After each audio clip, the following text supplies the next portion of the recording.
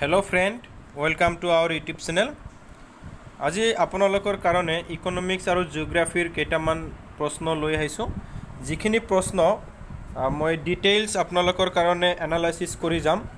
प्रश्नबिलाकर लगते ऑप्शनबिलाको मैं एनालाइसिस करि जाम, कारण এনেকুৱা ধৰণৰ কনসেপ্টবিলাকৰ প্ৰশ্ন সুধি দিয়ে, অৰ্থাৎ অপশ্যনবিলাকৰ যিটো কনসেপ্ট আছে সেই কনসেপ্টখিনি যদি আপোনালোকে জানে তেনেহ'লে যদি পৰীক্ষাত তাৰ পৰাও যদি প্ৰশ্ন কৰে সেই প্ৰশ্নবিলাকৰ এনসাৰ আপোনালোকে কৰিব পাৰিব।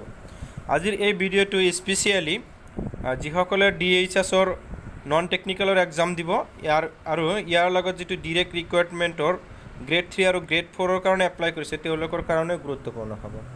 সো আজিৰ ভিডিঅ'টোৰ যদি আপোনালোকে ডিটেইলছ এনালাইচিছটো সম্পূৰ্ণকৈ পাব বিচাৰে তেনেহ'লে আপোনালোকে ভিডিঅ'টো স্কিপ নকৰাকৈ শেষলৈকে চাব, আৰু যদি ভিডিঅ'টো চাই যদি আপোনালোকে ভাল পায় তেনেহ'লে আপোনালোকে লাইক শ্বেয়াৰ আৰু কমেণ্ট কৰিবলৈ নাপাহৰিব। আহকচোন বন্ধুসকল, দেৰি নকৰি আজিৰ এই ভিডিঅ'টো আৰম্ভ কৰি দিছোঁ। আজিৰ যিটো ফাৰ্ষ্ট প্ৰশ্ন সেইখিনি প্ৰশ্ন মই ইকনমিক্সৰ পৰা লৈছোঁ, ফাৰ্ষ্ট কেইটামান প্ৰশ্ন, আৰু পিছৰখিনি মই জিঅ'গ্ৰাফীৰ পৰা লৈছোঁ। যে ফাৰ্ষ্ট প্ৰশ্নটো হ'ল এগমাৰ্ক ব্যৱহাৰ কৰা হয়। অপশ্যন এ কৃষি ক্ষেত্ৰৰ উৎপাদন কৰা সামগ্ৰী, অপশ্যন বি শিল্পজাত সামগ্ৰী, অপশ্যন চি মূল্যৱান ধাতুৰ দ্বাৰা নিৰ্মিত অলংকাৰত, আৰু অপশ্যন ডি আছে ফল মূলৰ দ্বাৰা পৰিৱৰ্তিত খাদ্যত। সো মই ডাইৰেক্ট কৈ দি আছোঁ, ইয়াতে হলমাৰ্ক এগমাৰ্ক যিটো আছে এগমাৰ্কটো ব্যৱহাৰ কৰা হয় আপোনাৰ এগ্ৰিকালচাৰেল প্ৰডাক্টৰ ওপৰত। সো কৃষি ক্ষেত্ৰৰ পৰা উৎপাদিত সামগ্ৰীৰ ওপৰত এগমাৰ্কটো ব্যৱহাৰ কৰা হয়। শিল্পজাত সামগ্ৰীত ব্যৱহাৰ কৰা হয় ISI মাৰ্ক যিটো আছে, ISI মাৰ্ক এটা থাকে, সেই মাৰ্কটো ব্যৱহাৰ কৰা হয় শিল্পজাত সামগ্ৰীত। আৰু মূল্যৱান ধাতুৰ দ্বাৰা নিৰ্মিত অলংকাৰত ব্যৱহাৰ কৰা আপোনালোকৰ হলমাৰ্ক যিটো আছে হলমাৰ্কটো ব্যৱহাৰ কৰা হয় মূল্যৱান ধাতুৰ ক্ষেত্ৰত। ফল মূলৰ পৰা পৰিৱৰ্তিত খাদ্য যেনেকুৱাকৈ জেম জেলি যিবিলাক আছে এইবিলাকত ব্যৱহাৰ কৰা হয় আপোনাৰ FPO মাৰ্ক। মনত ৰাখিব, এই চাৰিটা মাৰ্ক আপোনালোকে মনত ৰাখিব।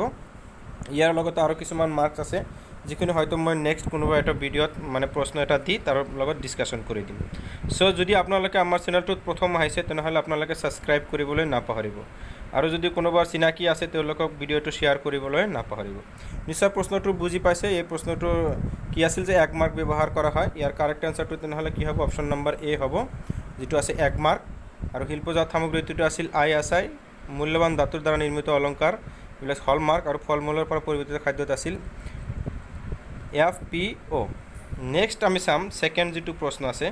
ছেকেণ্ড প্ৰশ্নটো হ'ল গ্ৰাহকৰ অধিকাৰ দিৱস পালন কৰা হয়, অৰ্থাৎ কনজুমাৰ ৰাইট ডে যিটো আছে, ৱৰ্ল্ড কনজুমাৰ ৰাইট ডে, অৰ্থাৎ বিশ্ব গ্ৰাহক অধিকাৰ দিৱস বুলি কোৱা হয় এইটো। চ' মই ডাইৰেক্ট গ্ৰাহক অধিকাৰ দিৱস বুলি লিখিছোঁ। এইটো ৱৰ্ল্ড কনজুমাৰ ৰাইট ডে যিটো আছে এইটো কেতিয়া পালন কৰা হয়? চ' অপশ্যন এ আছে 22 মাৰ্চ, অপশ্যন বি আছে 15 March, option C 22 April, and option D আছে 15 এপ্ৰিল ডি আছে। চ' 22 মাৰ্চত ব্যৱহাৰ কৰা হয়। ৱৰ্ল্ড ৱাটাৰ ডে যিটো আছে, জল দিৱস পালন কৰা হয়, ৱাটাৰ ডে, এইটো মনত ৰাখি দিব। 22 মাৰ্চত কি পালন কৰা হয়? ৱাটাৰ ডে, জল দিৱস বুলি যাক কোৱা হয়। 15 মাৰ্চত গ্ৰাহক কনজিউমাৰ যিটো আছে অধিকাৰ দিৱস যিটো আছে, ৱৰ্ল্ড কনজিউমাৰ ডে, এইটো পালন কৰা হয়। অপশ্যন বি নাম্বাৰটো ৰাইট এনচাৰ হ'ব। আৰু 22 এপ্ৰিলত পালন কৰা হয় আপোনাৰ আৰ্থ ডে, এইটো মনত ৰাখি দিব, আৰ্থ ডে, অৰ্থাৎ ধৰিত্ৰী দিৱস যিটো কোৱা হয়, ধৰিত্ৰী দিৱস পালন কৰা হয়। আৰু এই বছৰ 15 এপ্ৰিলত আপোনাৰ গুড ফ্ৰাইডে আছিল, এইটো কথা মনত ৰাখি দিব। এই বছৰ 15 এপ্ৰিলত আছিল গুড ফ্ৰাইডে। চ' মই চাৰিটা অপশ্যনে এক্সপ্লেনেশ্যন কৰি দিলোঁ। ইয়াৰ কাৰেক্ট এনচাৰটো হ'ল আপোনাৰ 15 মাৰ্চত কি কৰা হয়? গ্ৰাহক অধিকাৰ দিৱস পালন কৰা হয়। চ' নেক্সট যিটো প্ৰশ্ন আছে, নেক্সট প্ৰশ্নটো হ'ল NEC অৰ্থাৎ উত্তৰ পূব পৰিষদৰ মুখ্য কাৰ্যালয় ক'ত অৱস্থিত? অপশ্যন এ আছে গুৱাহাটী, অপশ্যন বি আছে শ্বিলং, অপশ্যন ডি আছে কোহিমা চি, আৰু অপশ্যন ডি আছে আপোনাৰ ইটানগৰ। চ' গুৱাহাটীত আছে আপোনাৰ নেপডিৰ কাৰ্যালয়, কিন্তু শ্বিলঙত আছে আপোনাৰ নৰ্থ ইষ্ট কাউন্সিলৰ মানে যিটো আছে NEC অৰ্থাৎ উত্তৰ পূব পৰিষদৰ কাৰ্যালয়টো ক'ত আছে? আপোনাৰ শ্বিলঙত আছে, মনত ৰাখি দিব এইটো। নেক্সট যিটো 4 নম্বৰ যিটো প্ৰশ্ন আছে, এই যে নেটফি বুলি মই কৈছিলোঁ যে নেটফি উত্তৰ পূব উন্নয়ন বিত্তীয় নিগম যিটো আছে নেটফি বুলি কোৱা হয়, প্ৰতিষ্ঠানটোৰ স্থাপন কৰা হয়। প্ৰতিষ্ঠানটোৰ কাৰ্যালয়টো ক'ত আছে? মই অলপ আগতে ক'লোঁ এইটো গুৱাহাটীত আছে। অপশ্যন নম্বৰ এ আছে 1995, চ' এইটো কাৰেক্ট এনচাৰেই হয়। ইয়াৰ লগতে 1935ত ৰিজাৰ্ভ বেংক অফ ইণ্ডিয়া গঠন কৰা হয়। ৰিজাৰ্ভ বেংক অফ ইণ্ডিয়া মনত ৰাখিব, 1935ত ৰিজাৰ্ভ বেংক অফ ইণ্ডিয়া যিটো আছে সেইটো গঠন হয়। 1971ত হয় আপোনাৰ NEC অলপ আগত যে ক'লোঁ নৰ্থ ইষ্ট যিটো মানে কাউন্সিল আছিল সেইটো উত্তৰ পূব পৰিষদ বুলি কোৱা হয়, সেইটো গঠন কৰা হয়। আৰু 2006 এইটো মই এনেই লগাইছোঁ এটা অপশ্যন। চ' বাকী তিনিটা অপশ্যন আপোনালোকে বুজি পাইছে যে 1935ত ৰিজাৰ্ভ বেংক অফ ইণ্ডিয়া যিটো আছে সেইটো প্ৰতিষ্ঠানটো গঢ় লৈ উঠে। ইয়াৰ লগত 1971ত নৰ্থ ইষ্ট কাউন্সিল অৰ্থাৎ উত্তৰ পূব পৰিষদ গঠন হয়। আৰু 1995ত নেটফি যাক উত্তৰ পূব উন্নয়নৰ বিত্তীয় নিগম বুলি প্ৰতিষ্ঠানটো স্থাপন কৰা হয়। চ' কাৰেক্ট আনচাৰটো হ'ল অপশ্যন নম্বৰ এ। নেক্সট আমি চাম 5 নম্বৰ যিটো প্ৰশ্ন আছে। 5 নম্বৰ প্ৰশ্নটো হ'ল অসমত গঢ়ি উঠা প্ৰথম বেংক। চ' অসমত কোনটো বেংক আছিল? অসম প্ৰাগজ্যোতিষ বেংক এখন, NABARD, Hindustan bank and Guwahati bank. So' ইয়াৰ কাৰেক্ট এনচাৰটো হ'ব নাবাৰ্ড যিটো আছে সেইটো হ'ব। চ' প্ৰাগজ্যোতিষ বেংকক কি বুলি কোৱা হয় আপোনাৰ এই যি মানে অসম গ্ৰামীণ বিকাশ বেংক। আৰু হিন্দুস্তান বেংকটো হ'ল ভাৰতবৰ্ষৰ প্ৰথম বেংক। হিন্দুস্তান বেংকটো হ'ল ভাৰতবৰ্ষৰ প্ৰথমবাৰ ভাৰতবৰ্ষত স্থাপন কৰা প্ৰথম বেংকটোৰ নাম হ'ল হিন্দুস্তান বেংক অৰ্থাৎ বেংক অফ হিন্দুস্তান বুলিও যাক কোৱা হয় ইংৰাজীত। নেক্সট হ'ল আপোনাৰ গুৱাহাটী বেংক যিটো আছে এইটো অসমত প্ৰথম গঢ়ি উঠা প্ৰথমটো বেংক হ'ল গুৱাহাটী বেংক। চ' নেক্সট প্ৰশ্নটো চাম আমি। আৰু নাবাৰ্ডটো হ'ল মানে যিটো কৃষি ক্ষেত্ৰত লোন দিয়াৰ কাৰণে এটা বেংক আছিল এইটো হ'ল নাবাৰ্ড। ইয়াৰ মুখ্য কাৰ্যালয়টো আছে আপোনাৰ মুম্বাই আছে, এইটো কথা মনত ৰাখি দিব। নেক্সট আমি চাম যিটো প্ৰশ্ন আছে এই প্ৰশ্নটো চাওঁ এতিয়া। ভাৰতবৰ্ষৰ সৰ্বপ্ৰথম কেতিয়া বেংক স্থাপন কৰা হয়? অপশ্যন এ আছে 1935 যিটো মই RBI বুলি কৈছোঁ যে RBI স্থাপন হয় RBI। অপশ্যন বি আছে 1770 তেতিয়া হিন্দুস্তান বেংক অফ ইণ্ডিয়া যিটো আছে বেংক অফ হিন্দুস্তান যিটো আছে সেইটো গঠন হয় 1770 অৰ্থাৎ প্ৰথম বেংকটো 1770 হয়। আৰু 1926ত কি হয় আপোনাৰ 1926ত গুৱাহাটী বেংক যিটো আছে সেইটো স্থাপন কৰা হয়। আৰু 1982ত হয় নাবাৰ্ড ফৰ্ম হয়। নাবাৰ্ডটো কেতিয়া হয় 1982ত হয়।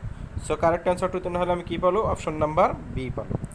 নেক্সট আমি যিটো প্ৰশ্ন আছে নেক্সট প্ৰশ্নটো আমি চাওঁ। নেক্সট প্ৰশ্নটো হ'ল নিম্নোক্ত সম্পদসমূহৰ কোনবিধ পৰম্পৰাগত শক্তি? চ' ইয়াতে আছে পাৰমাণৱিক শক্তি, অপশ্যন বি আছে জৈৱ শক্তি, অপশ্যন চি আছে প্ৰাকৃতিক গেছ এণ্ড অপশ্যন ডি আছে ভূতাপ শক্তি। চ' ইয়াৰ কাৰেক্ট এনচাৰটো হ'ব পৰম্পৰাগত শক্তি হ'ব আপোনাৰ প্ৰাকৃতিক গেছ। ইয়াৰ লগত কয়লা পেট্ৰলিয়াম এইবিলাক হ'ল আপোনাৰ পৰম্পৰাগত। আৰু অপৰম্পৰাগত শক্তি হ'ল যেনিবা আছে পাৰমাণৱিক শক্তি, জৈৱ গেছ, ভূতাপ শক্তি।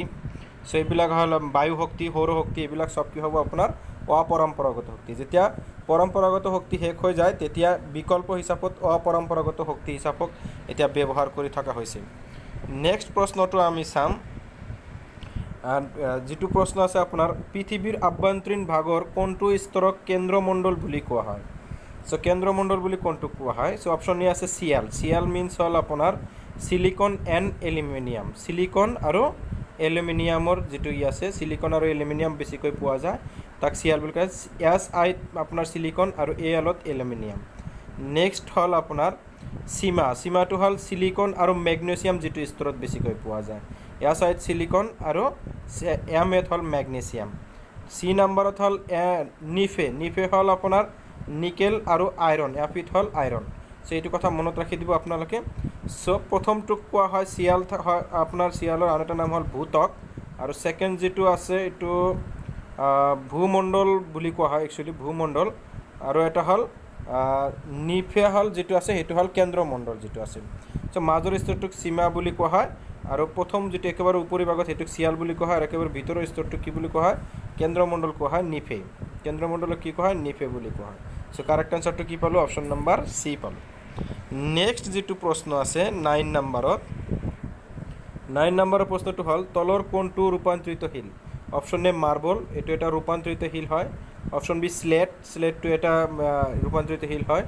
গ্ৰেফাইটটো কিন্তু ৰূপান্তৰিত শিল নহয়, এইটো এটা মানে কি হয় আপোনাৰ গেডিঅ' শিল বুলি যাক কোৱা হয়। গেডিঅ'। আৰু নেক্সট হ'ল কোৱাৰ্টাজাইট যিটো আছে সেইটো হ'ল আপোনাৰ এটা ৰূপান্তৰিত শিল। চ' অপশ্যন নম্বৰ বিটো হ'ব কাৰেক্ট এনচাৰ। চ' আগ্নেয় শিল, গ্ৰেফাইটটো হ'ল আগ্নেয় শিল, গেডিঅ' নহয় আগ্নেয় শিল হ'ল। গ্ৰেনাইটটো হ'ল কি হ'ল আপোনাৰ আগ্নেয় শিল। মনত ৰাখি দিব। বাকী তিনিটা কি আছিল আপোনাৰ ৰূপান্তৰিত শিল আছিল। নেক্সট আমি 10 নম্বৰ যিটো প্ৰশ্ন আছে 10 নম্বৰ প্ৰশ্নটো চাম। ভাৰতীয় মানসমূহ বুলি গণ্য কৰা ভৌগোলিক ৰেখাডাল। চ' এটা ৰেখাক মানে ভাৰতীয় মানসমূহ হিচাপত ব্যৱহাৰ কৰা হৈছে। চ' অপশ্যন কেইবাটাও দিছে। 23 ডিগ্ৰী উত্তৰ অক্ষাংশ বুলি কোৱা হৈছে যিটো আপোনাৰ মকৰ ক্ৰান্তি আৰু 82 ডিগ্ৰী পশ্চিম দ্ৰাঘিমাংশ এইটো নহ'ব, তাৰপিছত 68 পূব দ্ৰাঘিমাংশ এইটো নহ'ব, 82.5 ডিগ্ৰী পূব দ্ৰাঘিমাংশ যিটো আছে সেইটো হ'ব আপোনাৰ ভাৰতীয় মান সময় বুলি ধৰা হৈছে। এই দ্ৰাঘিমাংশ ৰেখাডালক কি বুলি কোৱা হৈছে? ভাৰতীয় মান সময়ৰ মানে দ্ৰাঘিমাংশ হিচাপত ধৰা হৈছে। যিটো উত্তৰ প্ৰদেশৰ মানে এলাহাবাদৰ মাজেদি পাৰ হৈ গৈছে, মনত ৰাখি দিব এইটো প্ৰশ্ন। নেক্সট 11 নম্বৰৰ যিটো প্ৰশ্ন আছে ইয়াতে চাওক, তলৰ কোনটো বায়ুমণ্ডলৰ স্তৰত মহাকাশৰ পৰা নামি অহা উল্কাপিণ্ড জ্বলি উঠে? Option A ট্ৰপোস্ফিয়াৰ। ট্ৰপোস্ফিয়াৰ য'ত বতাহ বৰষুণ এইবিলাক হয় সেইটো হ'ল ট্ৰপোস্ফিয়াৰ। নেক্সট হ'ল ষ্ট্ৰেটোস্ফিয়াৰ, য'ত কি কৰা হয় আপোনাৰ উৰাজাহাজবিলাক উৰে। ইয়াৰ লগতে যিটো আপোনাৰ সূৰ্যৰ পৰা অহা অতি বেঙুনীয়া ৰশ্মিৰ যিটো অজন স্তৰটো ষ্ট্ৰেটোস্ফিয়াৰত আছে। মেছ'স্ফিয়াৰটো হ'ল কাৰেক্ট আনচাৰ, য'ত কি হয় উল্কাপিণ্ডবিলাক মহাকাশৰ পৰা উল্কাপিণ্ডবিলাক তাতে জ্বলি উঠে, অৰ্থাৎ সন্ধিয়াৰ আকাশত যিবিলাক আমি দেখা পাওঁ, মানে জ্বলি থকা বুলি দেখা পাওঁ যিবিলাক, সেইটো কি হ'ব আপোনাৰ মেছ'স্ফিয়াৰত হ'ব। আৰু থাৰ্মোস্ফিয়াৰত কি হয় আপোনাৰ, য'ত আপোনাৰ মানে ৰেডিঅ' তৰংগবিলাক পাৰ কৰা হয়, সেইটো হ'ল থাৰ্মোস্ফিয়াৰ হ'ব। নেক্সট আমি চাম 12 নম্বৰ প্ৰশ্ন যিটো আছে। 12 নম্বৰ প্ৰশ্নটো হ'ল, নাবিক আৰু বিমান চালকসকলে কিহৰ সহায়ত কোনো ঠাইৰ স্থানীয় সময় আৰু মান সময় নিৰ্ণয় কৰে? অপশ্যন এ আছে ক্ৰন'মিটাৰ। ক্ৰন'মিটাৰৰ সহায়ত নাবিকসকলে গ্ৰীনিছ মান সময়টো উলিয়াই লয় আৰু তাৰ সহায়ত কোনো এখন ঠাইৰ মানে স্থানীয় সময়টো নিৰ্ণয় কৰিব পাৰে। আৰু ছেক্সটেণ্টৰ সহায়ত তেওঁলোকে সেই ঠাইৰ স্থানীয় মান নিৰ্ণয় কৰি লয়, তাৰ সহায়ত ঠাইখনৰ যিটো আপোনাৰ দ্ৰাঘিমাংশ আছে সেইটো নিৰ্ণয় কৰিব পাৰে। আৰু আজিকালি গ্ল'বেল পজিশ্যনিং ছিষ্টেম অৰ্থাৎ GPS ছিষ্টেমৰ দ্বাৰা তেওঁলোকে কি কৰিব পাৰে? স্থানীয় সময় আৰু মান সময় নিৰ্ণয় কৰিব পাৰে। চ' অপশ্যন ডি নম্বৰ হ'ব কাৰেক্ট এনচাৰ। নেক্সট যিটো 13 নম্বৰ প্ৰশ্ন আছে, 13 নম্বৰ প্ৰশ্নটো হ'ল, অসমৰ কোন ঠাইত গেছ ক্ৰেকাৰ আছে? Option A Namrup, option B Lepetkata, option C আছে বঙাইগাঁও, অপশ্যন ডি আছে লিডু। চ' নামৰূপত আছে সাৰ কাৰখানা, লেপেকাটা অৰ্থাৎ বৰবৰুৱা ডিব্ৰুগড়ত য'ত আছে গেছ ক্ৰেকাৰ আছে, বঙাইগাঁৱত এটা পেট্ৰকেমিকেলছ ইণ্ডাষ্ট্ৰী আছে, এটা প্ৰকল্প আছে, লিডু কয়লা মানে খনি আছে য'ত।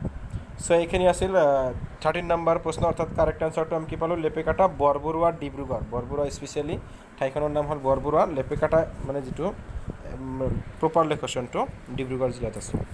নেক্সট আমি চাম 14 নম্বৰ যিটো প্ৰশ্ন আছে, ইয়াতে অপসূৰ কেতিয়া হয়? অপশ্যন এ আছে 4 জুলাই, অপশ্যন বি আছে 3 জানুৱাৰী, অপশ্যন চি আছে আপোনাৰ 21 মাৰ্চ এণ্ড অপশ্যন ডি আছে 23 ছেপ্টেম্বৰ। চ' 4 জুলাইত কি হয় আপোনাৰ অপসূৰ হয়। যেতিয়া পৃথিৱীৰ পৰা সূৰ্যৰ দূৰত্ব আটাইতকৈ বেছি হয় তেতিয়া তাক কি বুলি কোৱা হয়? অপসূৰ বুলি কোৱা হয়। আৰু 3 জানুৱাৰীত পৃথিৱীৰ পৰা সূৰ্যৰ দূৰত্ব সকলোতকৈ কম হয়, তাক অনুসূৰ বুলি কোৱা হয়। 3 জানুৱাৰী অনুসূৰ, 4 জুলাইটো হ'ল অপসূৰ। 21 মাৰ্চ যিটো আছে সেইটো কোৱা হ'ব আপোনাৰ 21 মাৰ্চত মানে সূৰ্যৰ পোহৰ পৃথিৱীৰ ওপৰত বিষুৱ ৰেখাৰ ওপৰত লম্বভাৱে পৰে, সেইকাৰণে সেই দিনটোক এটা বিষুৱ বুলি কোৱা হয়। কিন্তু 23 ছেপ্টেম্বৰটোক কি জল বিষুৱ বুলি কোৱা হয়? এইটো মই পাহৰি গ'লোঁ, 21 মাৰ্চটো যিটো আছিল সেইটো মই পাহৰি গ'লোঁ। কিন্তু 23 ছেপ্টেম্বৰ যিটো আছে সেইটোক জল বিষুৱ বুলি কোৱা হয়, মনত ৰাখি দিব। নেক্সট হ'ল আপোনাৰ, এইটো যদি আপোনালোকে 21 মাৰ্চটো যদি গম পায় তেনেহ'লে আপোনালোকে কমেণ্ট বক্সত কমেণ্ট কৰি জনাব। 15 নম্বৰ যিটো প্ৰশ্ন আছে, মকৰ সংক্ৰান্তিৰ দিনটো হ'ল? মকৰ সংক্ৰান্তিৰ দিনটো হ'ল অপশ্যন নম্বৰ এ আছে 21 জুন, যিটো হ'ল কৰ্কট সংক্ৰান্তি, আৰু অপশ্যন বি আছে 23 ডিচেম্বৰ, যিটো হ'ল মকৰ সংক্ৰান্তি, আৰু 21 জুন নহয়, 21 জুনটো একোৱে নহয়, 21 জুলাইটো হ'ল আপোনাৰ কৰ্কট সংক্ৰান্তি। চ' মকৰ সংক্ৰান্তিটো হ'ল 23 ডিচেম্বৰটো হ'ব আপোনাৰ মকৰ সংক্ৰান্তি। চ' যিদিনা কি হয় আপোনাৰ মকৰ সংক্ৰান্তিৰ দিনা উত্তৰ গোলাৰ্ধত দিনটো কি হয় একেবাৰে সৰু হয় আৰু ৰাতিটো সকলোতকৈ দীঘল হয়, আৰু কৰ্কট সংক্ৰান্তিৰ দিনা উত্তৰ গোলাৰ্ধত দিনটো ডাঙৰ হয় আৰু ৰাতি ছুটি হয়। চ' এইখিনি আছিল আজিৰ এই প্ৰশ্ন। আশা কৰিছোঁ আজিৰ এই ভিডিঅ'টো চাই আপোনালোকে ভাল পাইছে, আৰু আপোনালোকে যদি ভাল পাইছে তেনেহ'লে লাইক এটা কৰিবলৈ নাপাহৰিব, আৰু যদি আমাৰ চেনেলটোত নতুনকৈ আহিছে